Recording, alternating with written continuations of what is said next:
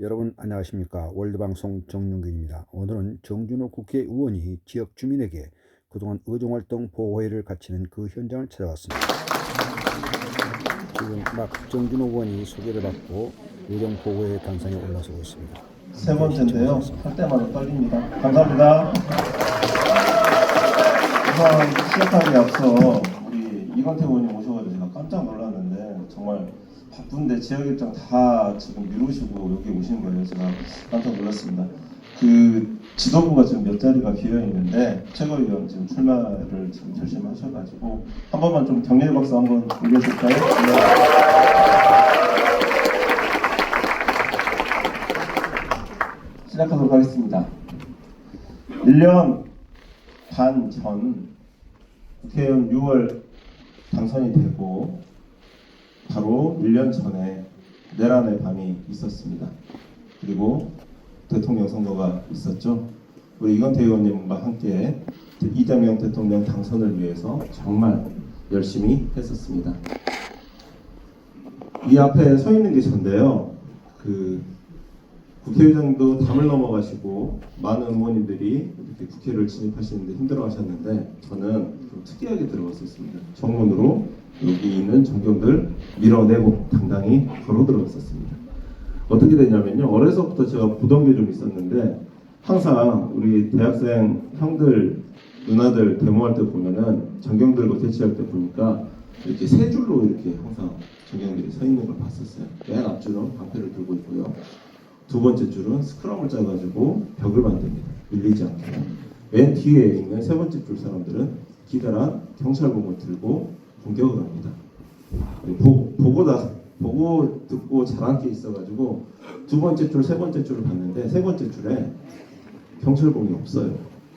아, 맞진 않겠다 생각을 해가지고 국회의원이 왜 국회를 못 들어가냐, 열어라 이렇게 얘기를 소리를 치고 있었더니 저 또래의 젊은 시민분들 한 5분이 오시더니 국회의원 맞으시죠? 그러니까 밀어드릴까요? 그래서 밀어주신다고요? 그때 뚫고 들어가라는 거죠. 그래서 방패에 팔꿈치를 이렇게 딱 댔더니 한 10명 정도 되는 시민들이 갑자기 제 등을 막 밉니다. 그러니까 이 한 20명 정도 되는 전경들이 으르르 쓰러졌어요. 그 틈을 타가지고 제가 당당히 걸어 들어왔었습니다.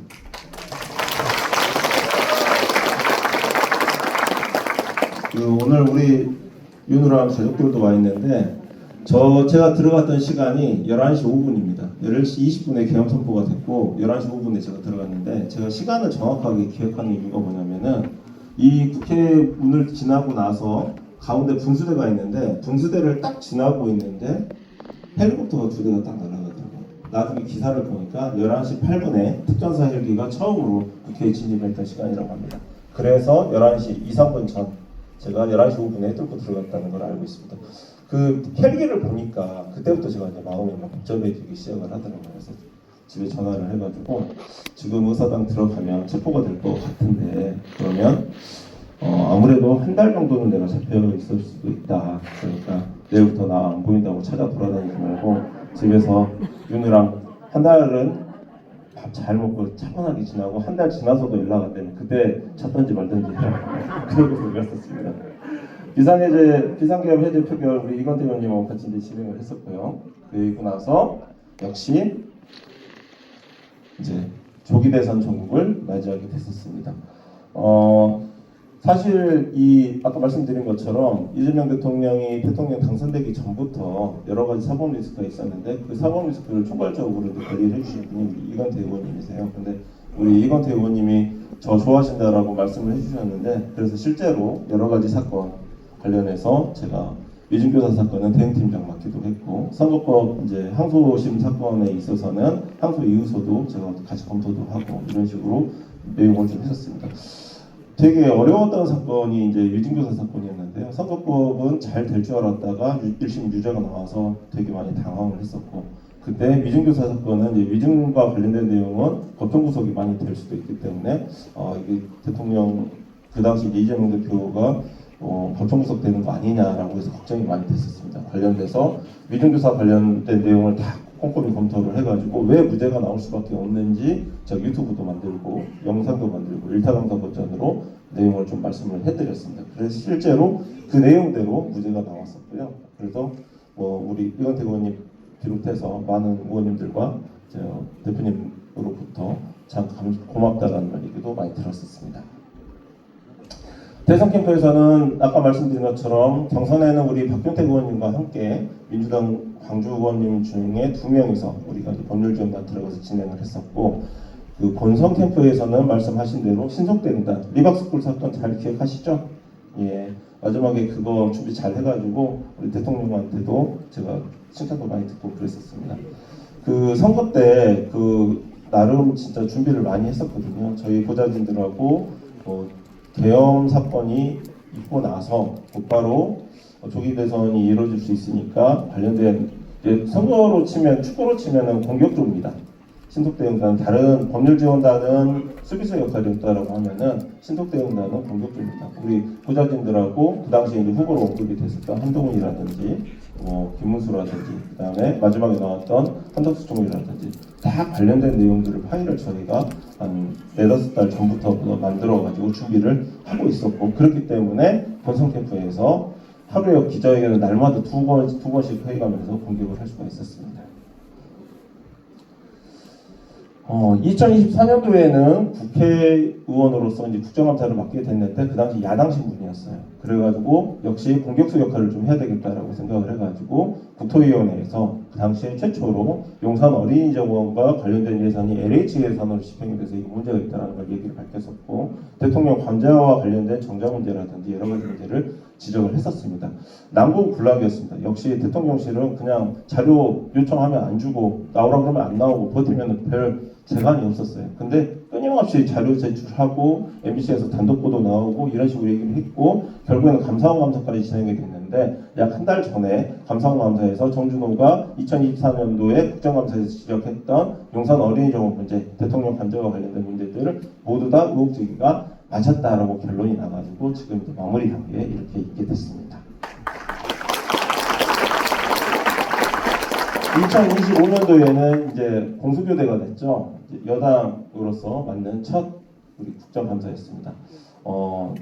설거지라고 표현을 하시기도 하던데, 남아있는 윤석열 정부의 그 폐단을 다시 한번 지적을 해야 되는 게 아니냐라고 했는데, 아니다. 여당으로 바뀌었으니까 이번에 지역 현안을 빠짐없이 챙기자라고 해가지고 여러 가지 얘기가 됐었던 관련된 내용들, 현안 이슈들은 다 모조리 국토부통과 관련된 내용은 이번 국정감사에서 다 다뤘습니다. 말씀하신 것처럼 마지막에는 또 장동혁 대표의 부동산 투기와 관련된 내용을 지금 이제 발굴을 해가지고 진행을 하고 있고, 아마 곧 TF가 이제 구성이 돼서 관련된 내용은 뉴스를 지켜보시면은 하나하나씩 이제 밝혀지게 될 겁니다. 장동혁 대표 무사할 수 없습니다. 자신 있습니다. 예산을 제가 생각해도 많이 가져왔습니다. 당초 정부안에 몇 달 전에 2,123억, 이거는 광주 북구 갑 지역과 관련된 예산만 지금 추려서 합산한 금액입니다. 그래서 이제 최근에 일주일 전에 이제 12월 3일날 예산안이 통과가 됐는데, 그 예산 심사 과정에서도 제가 850억 정도를 더 증액을 시켰습니다. 그래서 내년도 2026년도 북구 갑 지역과 관련된 이 지역 예산은 모두 합쳐서 2,974억 정도로 확정이 된 상태입니다. 하나씩 살펴보면요. 우선 AI와 관련된 내용이 좀 여러 가지가 있는데, AI 모빌리티 신도시와 관련돼서 실증도시 예산이 지금 무려 610억 정도가 확정이 됐어요. 우리 이건태 의원님은 내용을 잘 아실 건데, 광주에만 그 AI 컴퓨팅 센터가 전남으로 간 뒤에 이걸 어떻게 해결을 해야 되냐라고 그 국토부 장관께서 문의를 하셔가지고 제가 장관 부장관과 여러 가지 스태프들과 논의를 해가지고 AI 모빌리티를 증액을 시켜가지고 이걸 꼭 해줘야 된다고. 광주에다가 몇백억 어떻게 예산을 가져오느냐라고 고민이 좀 있었습니다. 이게 좀 비화가 좀 있는데 600억 정도 되는 예산이 통과가 될 수 있었던 배경은, 처음에 국토부 단계에서는 이 600억 정도 되는 예산이 광주에만 주겠다라고 심사가 된 건 아니었어요. 모빌리티 실증 도시를 전국에 한 3-4개 정도 여러 개를 만들어 가지고 진행을 하자라고 이제 심사가 통과가 됐는데, 이 예산이 예결위 심사 과정에서 모조리 광주에만 투자를 하는 걸로 막판에 뒤집기가 성공을 했었습니다. 다음 주부터 이제 국토위 회의도 있고 할 건데 그때 가면은 이제 국민의힘 경상도 의원들이 아마 저를 보고 그럴 것 같아요. 정부 너 좋게 봤더니 이런 희한한 기술부터 쓰고 이럴 줄 몰랐다. 그렇습니다. 그래서 정말 이 지역에 이제 현대차에서 그 자동차 자율주행차를 개발을 해가지고 자율주행을 테스트를 해야 되는데 약 200대 정도 되는 차량이 이제 이 북부갑 지역에서 광주역 인근에서 돌아다니게 될 겁니다. 내년부터 사람이 운전 안 하는 차가 돌아다니시면은 착실하게 양보 잘해주시면 되겠습니다. AI 실증도시와 관련된 용역 요구도 저희가 진행을 했었고요. 그 다음에 5.18 구호묘역과 관련해서 좀 그 관리가 좀 허술했는데 이 부분도 저희가 7억 원 정도 반영을 해서 마지막에 이제 끼워넣었었고, 그 다음에 광주 전남에 지금 무안공항이 지금 개항을 못하면서 여행사들이 굉장히 지금 그 어려워하는 부분이 있는데 관련해가지고 여행사 분들 업계에 지원할 수 있는 비용도 6억 원 정도 신규로 들었었고, 그다음에 이제 저희가 이제 국정감사 때 제가 이제 발굴한 거였는데 그 KTX 표 구하기 어려워가지고 지금 KTX를 좀 늘리자라는 얘기가 나왔는데 그 지금 그 KTX가 세 종류가 있습니다. 길다란 거 18호차까지 연결되어 있는 KTX1 가장 오래된 열차고요. 두 개를 연결해서 여러분들이 많이 타고 다니시는 KTX 산천이 있고, 그다음에 신규 지금 열차인 신상품인 KTX 청룡이 있습니다. 근데 KTX 청룡하고 KTX 산천하고 좌석수가 좀 달라요. KTX 1은 한 1000석 정도가 됩니다. 다 해서. 근데 KTX 산천은 그 두 칸을 연결하는데 한 칸짜리가 350석 정도여가지고 두 개를 연결해도 700석 정도밖에 되질 않아요. 그래서 표 구하기가 좀 어려우신 거예요. 그럼 KTX 1을 광주 호남선에 좀 도입을 더 늘려야 되는 거 아니냐라고 하는데 문제가 뭐가 있냐면 익산에서 KTX가 둘로 쪼개져가지고 하나는 여수로 가고 하나는 목포로 내려옵니다. 저희는 목포로 가는 그 중간에 광주 송정역이 있잖아요. 그렇다 보니까 여러분들은 KTX 1은 경상도는 대구를 들렸다 부산을 가니까 천석자리를 그대로 다 타고 내려가게 되는데 광주 송정역을 곧바로 오시는 분들은 결국에는 350석짜리 KTX 산전 한 칸을 통해 가지고 예매를 하고 쪼개져서 오다 보니까 그래서 사실 표구하는 게 어려웠던 거예요. 근데 KTX 청룡 신형 열차는 두 칸을 역시 연결해서 사용을 하는데 한 칸이 그 500석짜리입니다. 두 개를 연결하면은 1000석이 넘어요. KTX가 워낙 똑같죠. 그러니까 조금이라도 좌석을 늘리기 위해서 신상품 KTX 청룡 열차는 우선 호남선에 우선 먼저 투입을 해달라고 약속을 받아놓은 상태인데 문제는 뭐냐, 신상품이다 보니까 이게 한 20-30% 정도 전기를 더 먹습니다. 이거를 중간에 편성을 해가지고 하다 보니까 전북역에서 작년에 한번 전기가 부족해서 섰던 적이 있었어요. 그래서 견적서 용량을 좀 증설을 이걸 먼저 해야 된다라고 저희가 캐치를 해가지고 관련된 예산이 무려 100억 원이나 빨리 투입이 돼가지고 내년부터 투입되는데 문제가 없게 했던 사안인데 이거를 밝혀내지 못했다라고 하면은 내년에 청룡열차가 폐차가 되더라도 정전 문제 때문에 운행이 안 되는 사안이었는데 다행히 잘 준비를 해서 진행을 했습니다. 기존 사업과 관련해서 작년에는 예산이 감액 심사가 됐고 올해 대통령이 당선이 되자마자 바로 추경 예산이 심사가 됐었는데 관련돼서 지난번에 광주 도시철도 2호선에 공기를 좀 앞당겨야 된다. 지하철 공사 때문에 지금 불편한 게 많으시잖아요. 어떤 사람들은 그러시더라고요. 이 공사가 불편해가지고 다들 타이어 하나씩은 찢었기 때문에 광주 시민분들한테 광주시장님이 타이어 하나씩은 다 선물해 주셔야 된다. 뭐 그런 말이 있을 정도였는데 빨리 좀 마무리해서 공기를 단축을 해달라라고 대통령께 건의를 해가지고 추경 예산에서 당초에 700억 정도가 공사비가 추가 투입되는 걸로 진행이 됐었습니다. 6월달, 7월달에 있었던 추경이었고 한 3달 정도 지난 다음에 지금 본 예산이 또 나왔었잖아요. 제가 더 올려달라고 그랬습니다. 그러니까 국토부에서 염치도 없는 거 아니냐, 700억 늘려줬는데 한 도시에 지하철 공사 투입한다고 추가로 700억 예산 해준 지 얼마 되지도 않았는데 그걸 또 올려달라고 하느냐라고 얘기를 했는데 국토부에서 그래도 더 올려달라고 해서 기어이 얘기를 해가지고 200억 정도가 더 올려주는 걸 얘기가 됐었는데 여기에 비해서는 최종적으로 지금 170억 정도가 늘려지는 걸로 예산안이 확정이 된 상태입니다.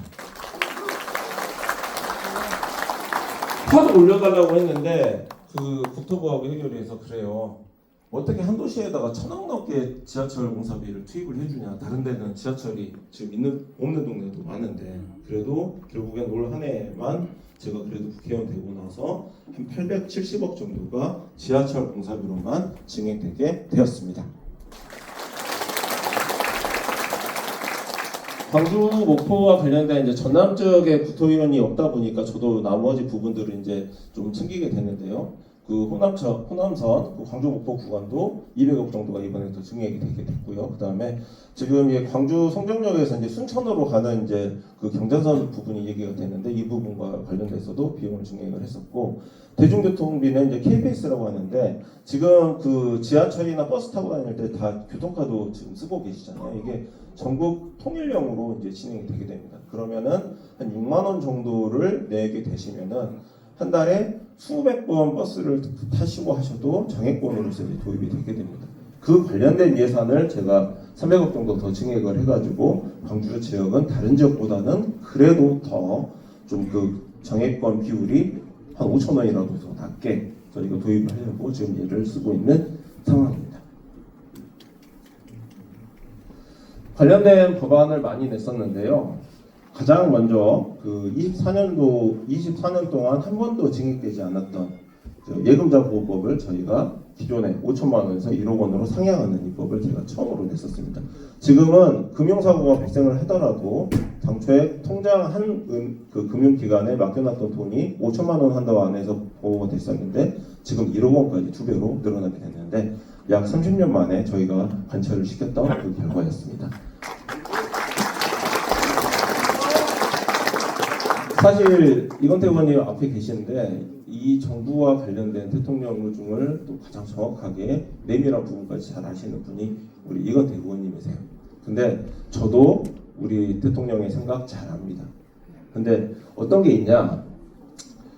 상법 개정안과 관련해서도 대통령이 대통령 되시기 전부터도 변호사할 때 본인도 그 동학개미였다. 개미 투자자였다 이런 얘기를 여러 번 하신 걸 들었는데 대통령 저도 국회의원 되다 보니까 저도 이제 변호사할 때는 소송을 주로 많이 한 게 아니라 서울에서 변호사할 때는 기업과 관련된 내용을 많이 했었거든요. 그래서 코스피 시대에 이 코스피 지수가 지금 우리나라 경제보다는 한참 밑에 지수가 안 올라 있다는 걸 알고 있어서 이걸 좀 푸는 방법을 고민을 했었고, 그래서 1호 법안을 뭘로 할지 고민을 많이 했었는데요. 1호 법안이라는 거는 국회의원 의정활동 내내 꼬리표처럼 따라다닙니다.